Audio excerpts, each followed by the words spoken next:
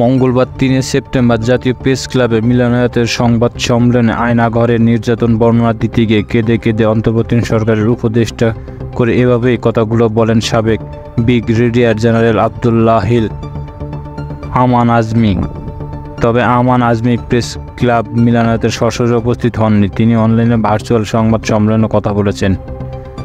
দীর্ঘ ৮ বছর গুম থাকার পর গত ৭ আগস্ট মধ্যরাতে পরিবারের কাছে ফিরেছেন জামায়াত ইসলামী সাবেক আমির প্রয়াত গোলাম আজমের মেজ ছেলে আবদুল্লাহিল আমান আজমি। সংবাদ সম্মেলনে আমান আজমি বলেন, যখন আমার বাসায় তারা আসলো তখন তাদের কাছে আমি জানতে চেয়েছিলাম, আপনারা কারা, আপনাদের পরিচয় কী, পরিচয়পত্র দেখান। তারা আমার কথার জবাব দেননি। আমি বেশ কিছু প্রশ্ন করেছিলাম, তারা কোনো কথার উত্তর দেননি। এক অফিসার আমাকে তুই করে সম্বন্ধ করে, আমার সঙ্গে খুবই খারাপ ব্যবহার করে। এক পর্যায়ে আমাকে গ্রেপ্তার করে গাড়িতে নিয়ে যাওয়া, চোখ বেঁধে। সে সময় আমাকে সেনাবাহিনীতে নিয়ে খুবই খারাপ ব্যবহার করে। আজমি আরও বলেন, আমি ফিরে এসে জানতে পারলাম আমার পরিবারের উপর তারা কী পরিমাণে নির্যাতন চালিয়েছে। আমার স্ত্রীর গায়ে হাত তুলেছে।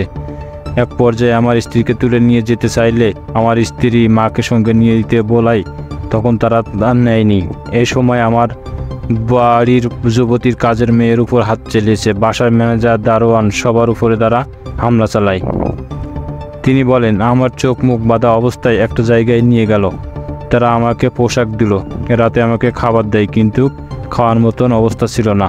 টয়লেট যেতে চাইলে তারা আমার চোখ হাত পা বেঁধে নিয়ে যেত। প্রায় 50 কদম হাঁটার পর টয়লেট যেতাম।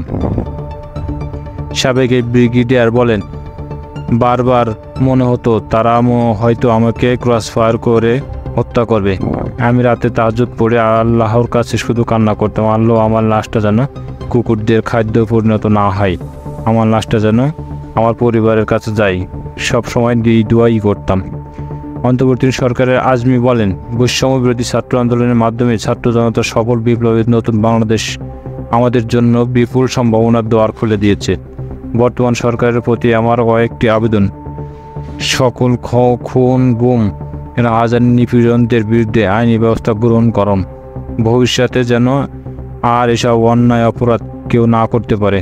দয়া করে সুশাসন, আইনের শাসন, বাক স্বাধীনতা, স্বাধীন বিচার ব্যবস্থা, সুদূর মানবাধিকার নিশ্চিত করে সুখী সমৃদ্ধি বাংলাদেশকে গড়ে তুলুন।